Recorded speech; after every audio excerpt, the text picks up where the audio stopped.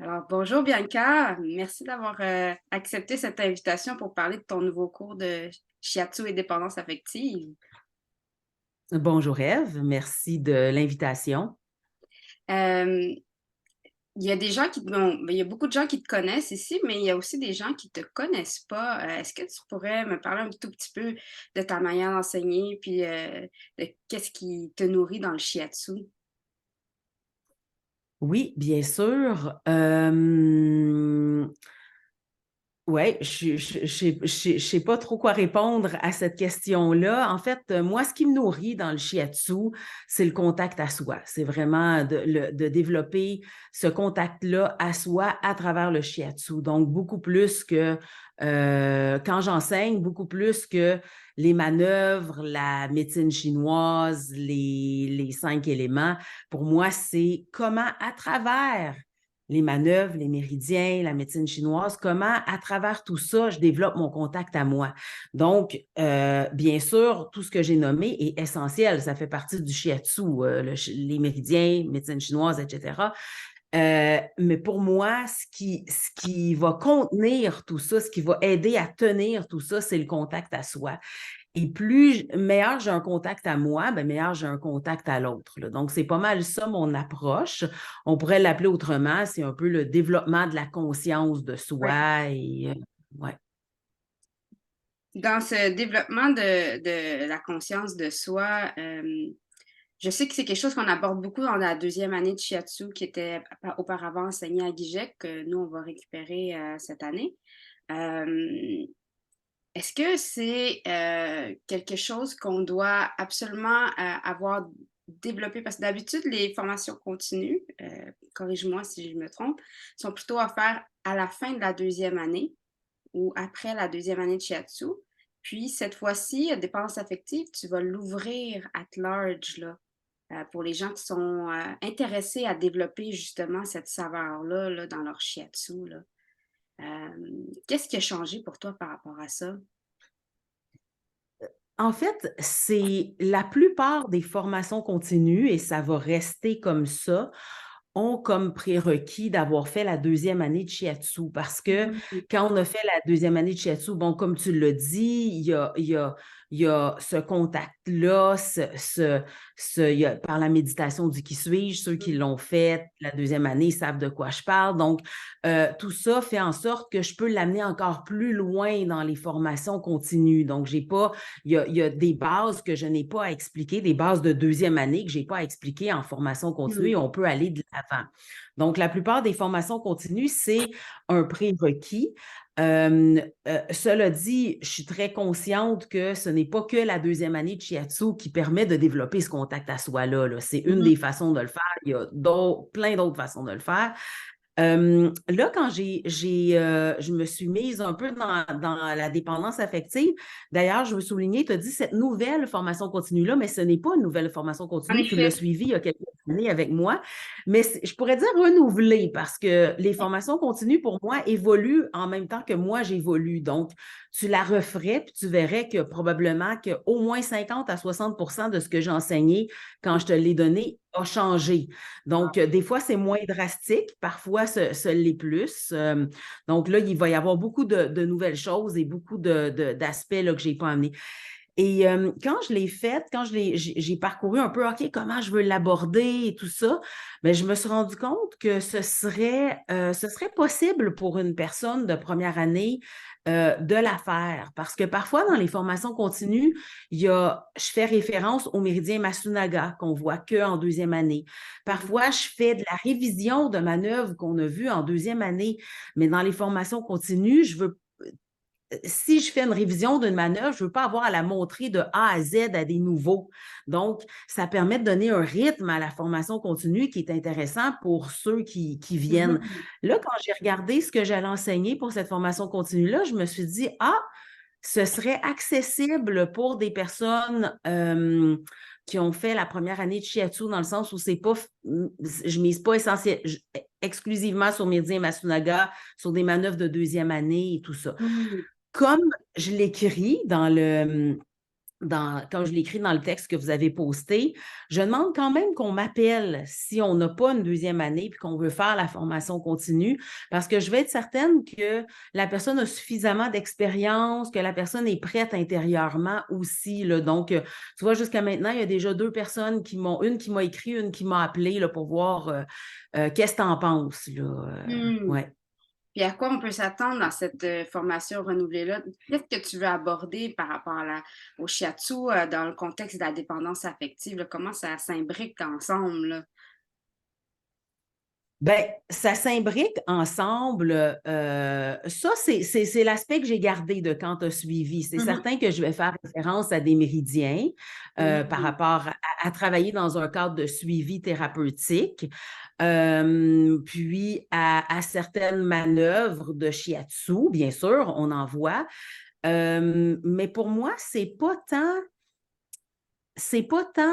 directement relié au shiatsu ce que je veux aborder. Moi, puis j'ai vraiment beaucoup d'enthousiasme là, à l'idée d'aborder ça, c'est comment, pour accompagner des personnes en dépendance affective, comment je dois, moi, plonger à l'intérieur de moi et aller voir comment je vis la dépendance. Puis pour moi, dépendance affective, c'est pas que dans une relation de couple, c'est dans une relation familiale, amicale, sociale, professionnelle. Je me mets dans toutes sortes de situations de dépendance et c'est comment le voir en soi. Ma vision et mon expérience m'amène à me dire que si je n'ai pas plongé à l'intérieur de moi, c'est très difficile, par rapport à un sujet, c'est très difficile d'accompagner des personnes qui vivent ça. Donc, pour moi, c'est d'aller le voir à l'intérieur de moi, comment moi je vis face à ça, et c'est là que je peux accompagner des gens. Et c'est pour ça que mes formations continues évoluent, c'est que mon rapport à la dépendance affective s'est transformé dans les dernières années, depuis que tu l'as suivi, je ne me rappelle plus c'était quand, En probablement 2017, 2018, ouais. je crois, Ouais. euh, et je la donnerais dans 4 ans, puis ça évoluerait aussi, là, donc en fonction de moi, comment je conscientise mes propres dépendances affectives, là. C'est vivant là, comme enseignement, là, si je comprends bien, là. C'est pas juste une technicalité, là, c'est vraiment d'aller toucher des choses à l'intérieur de soi, là, au travers de ça, là, même si on n'accompagne pas forcément des gens en dépendance affective ou que c'est pas forcément le but recherché en shiatsu, là. Oui, exactement. Donc, même une personne qui n'a pas comme objectif d'accompagner une personne en dépendance affective, ça va lui apporter des outils dans ses Mhm. propres dépendances. Parce que qu'on se l'admette ou pas, on est tous dans des liens on vit tous de la dépendance, on vit tous de l'indépendance. Et ce vers quoi, en tout cas, moi, je veux tendre, c'est plus de l'interdépendance. Puis c'est ça qu'on va voir dans la formation, comment passer de la dépendance ou de l'indépendance à l'interdépendance. Et Mhm. c'est là où je reprends une forme de pouvoir sur moi.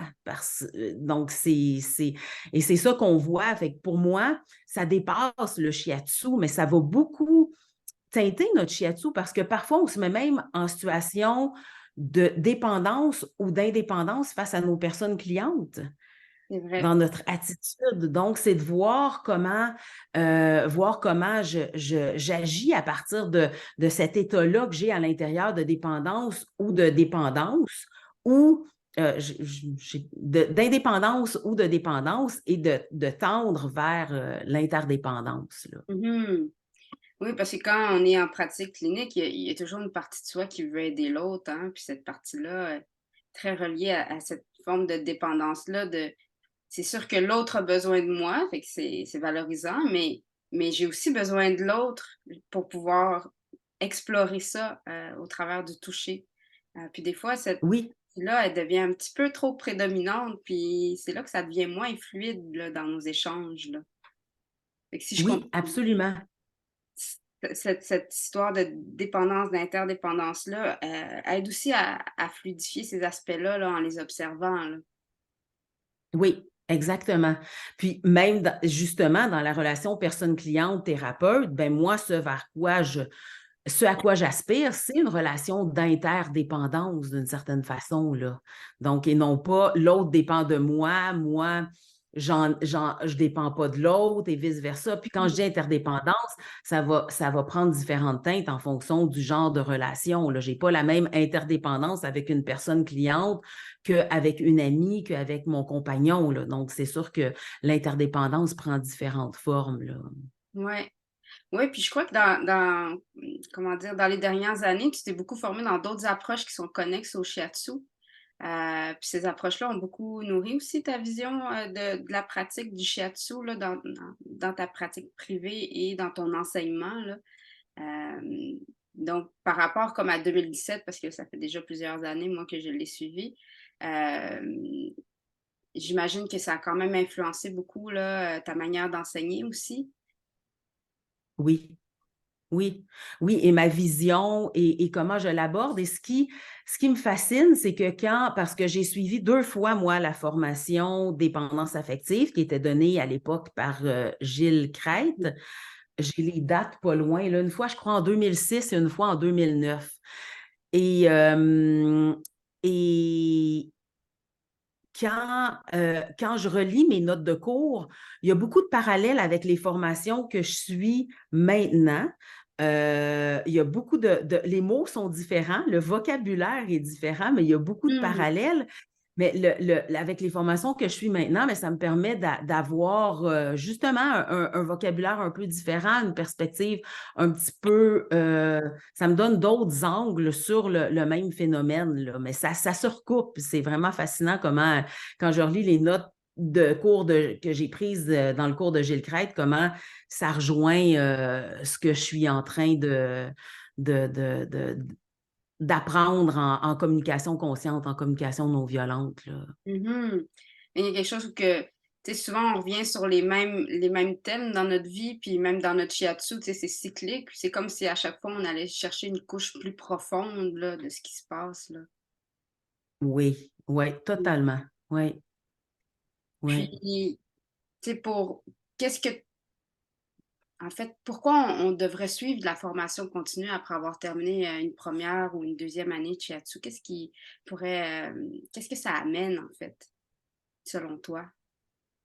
Oui, ben, selon moi, il y a plein d'aspects qu'on peut aller chercher. Bien sûr, c'est si on en a l'élan. Donc, si on a l'élan de faire des formations continues, pour moi, c'est pas on devrait, mais quand on en a l'élan, ce que ça peut aller nourrir, ce que ça peut aller rejoindre en nous, c'est, ben, premièrement, justement, cette interdépendance-là dans toutes les formations continues, dans le sens Mhm. où on vient, on se nourrit mutuellement. Moi, auprès des étudiants. Les étudiants me nourrissent et dans les échanges qu'il y a entre les étudiants et moi. Donc, pour moi, il y a ça, il y a de la stimulation. Mhm. Il y a aussi dans plusieurs communautés de thérapeutes, on se retrouve, et moi la première, à faire notre truc toute seule de notre bar, tu sais.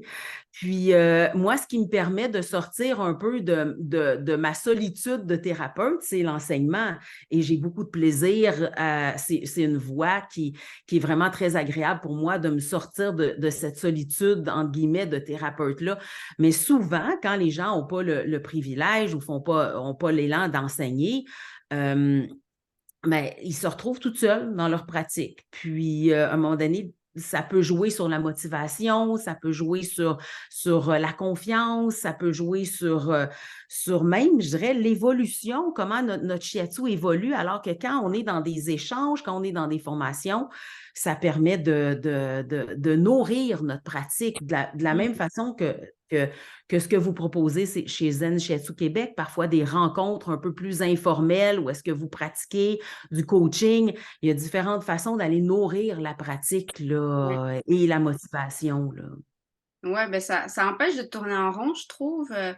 Il y a toujours un moment où tu penses avoir maîtrisé ce que tu acquis, en fait.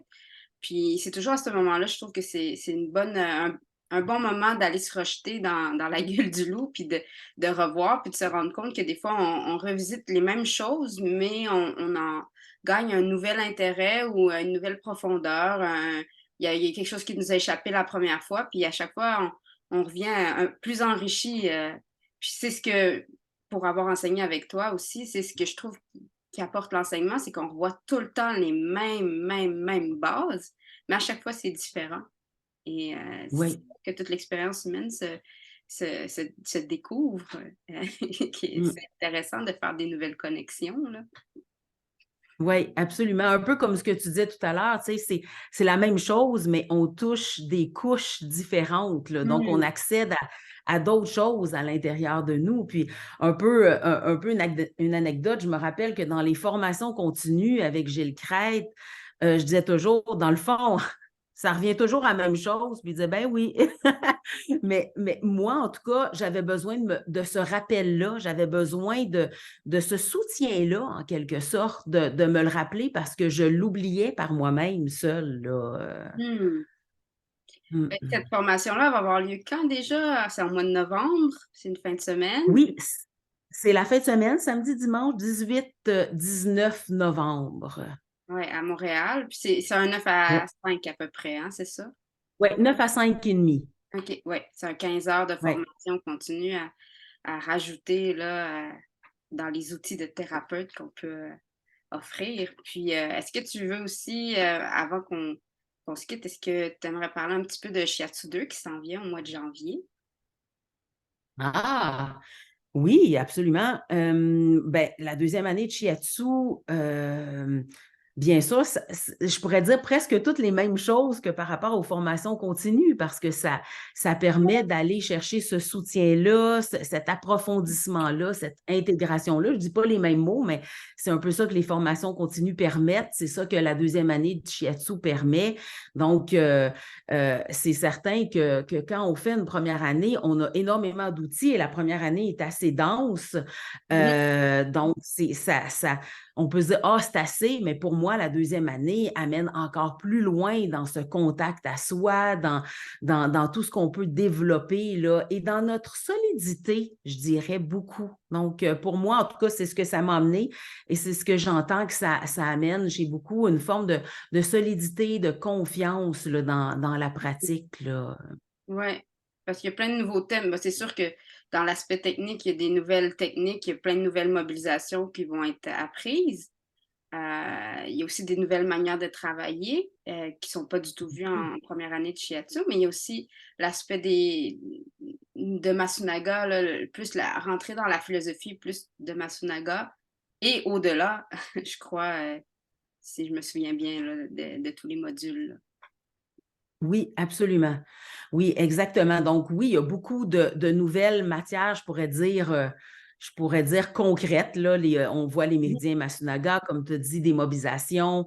On voit comment travailler chacun des méridiens dans 4 positions différentes. Donc, on développe beaucoup cette accessibilité-là, ça apporte beaucoup de richesse à notre pratique d'être capable de travailler, par exemple, le méridien poumon en position sur le dos, ce qu'on fait souvent d'emblée, mais aussi comment j'accède à poumon quand la personne est sur le ventre, quand elle est assise, quand elle est sur le côté, et la même chose pour chacun des méridiens.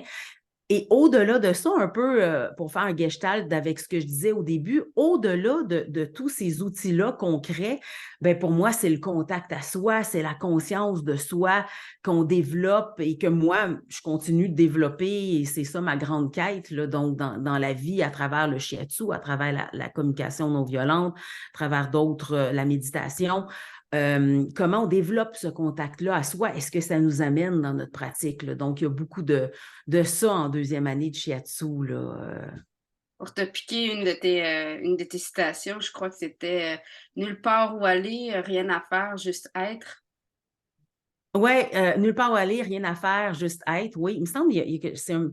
Oui, C'est il un me peu semble que c'est différent, ça. mais Oui, par contre, je crois pas que c'est de. En fait, c'est pas de moi.